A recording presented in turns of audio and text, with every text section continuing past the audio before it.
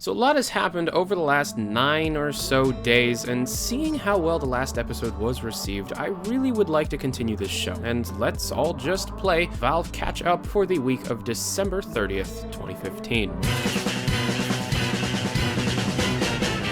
So let's get this out of the way. I made a video on the 24th regarding Team Fortress 2 matchmaking and the new information that had come out in a live stream conducted by this popular competitive TF2 streamer whose name looks like this. I, in this video, pronounced the name Bunny, which the internet taught me was very, very wrong. So yes, I'm sorry that I pronounced his name wrong, and I will just call him Mr. Vincent from now on. In this video, however, it was found that the Team Fortress 2 competitive matchmaking beta is actually much earlier in development than what was previously known. As of right now, 20 people currently have their beta keys. However, according to Mr. Vincent, Valve will be expanding greatly. And according to Mr. Vincent, Valve has lists of people that will be receiving the competitive beta passes when the expansion takes place. As for everything else, there will be a video coming out really soon detailing all the important information regarding Team Fortress 2 matchmaking, and yeah, so stay tuned for that very soon. On top of that, Team Fortress 2 had an update that finally added the Smissmass items we were waiting for. However, the items we got were not festive weapons or cosmetics. It was instead one item referred to as the Gunmetal and Tough Break Festivizer, which strings Christmas lights on all Gunmetal and Tough Break skins. Whether or not this was a good addition is subject to opinion, but the update was a bit larger than just the Festivizer, and you can see the full video detailing this update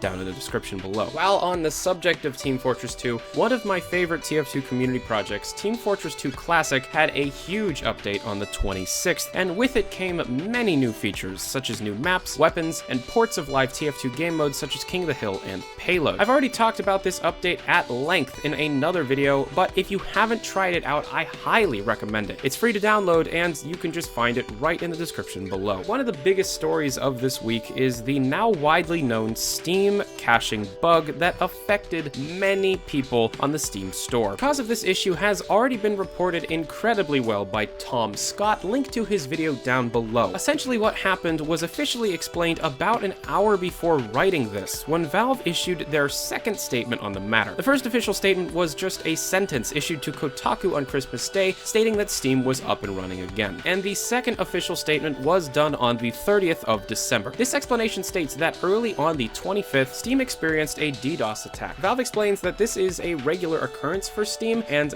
they, with the help of a partner unnamed company, are able to fight back by deploying new caching rules that minimize the load on the Steam store servers. There, however, was a second wave of this DDoS attack, which caused Valve and this unnamed company to deploy another set of caching rules. However, these rules were not completely stable. This was the one that caused the now infamous Steam Christmas error, where users were able to see the account page of another user who had previously been cached. Nowhere in this official statement does Valve give the number of accounts seen in this attack, or if any real harm was done to anyone's accounts. A lot of the implications of this information being leaked through Valve has been discussed at length, very throughoutly and very well, by Total Biscuit, a YouTuber I'm a very big fan of. Link to his discussion is down in the description, but keep in mind, at this point, most people are safe. In happier news, as most of you know, Steam is having their annual winter sale, and with it comes the usual game sales, cards, and badges. But this year,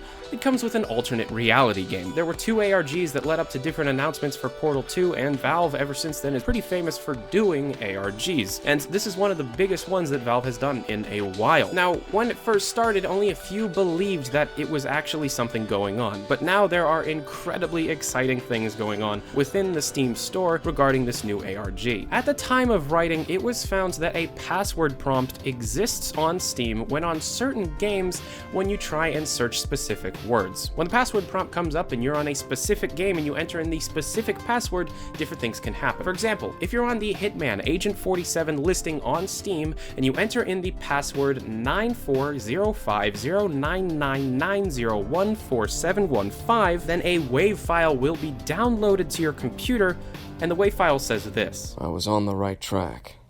I could feel it.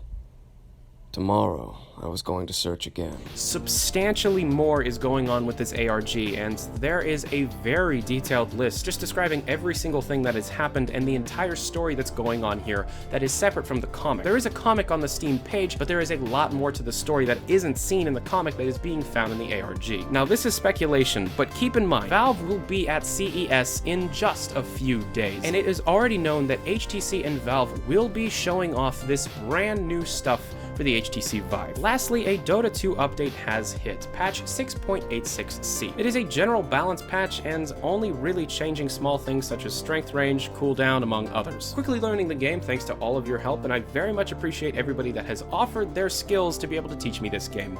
I'm quickly learning, and I'm very excited about what I will learn in the future. And this episode of Valve Catch Up is sponsored by CSGOBig.com. If you like Counter-Strike, or you like Counter-Strike Global Offensive skins, or you're just part of the trading market, you can try your luck at trying to win some of the coolest Counter-Strike Global Offensive skins for very cheap, if you're lucky enough. You're able to take place in jackpots, raffles, and the newly implemented coin flips, and I highly recommend the website if you're into the gambling scene of Counter-Strike Global Offensive skins.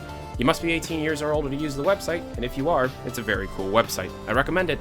Link is down in the description below. But anyways, that was Valve Catch Up for the week of December 30th, 2015. If you like this video, hit the like button. If you dislike this video, hit the dislike button. If you have any more complaints or compliments, leave them down in the description below. And if you want to support these videos, I am running a Patreon campaign. Link to that is down in the description. But anyways, thank you for watching. As you know, I'm Tyler McVicker. This is Valve News Network. Have a good day. Adios.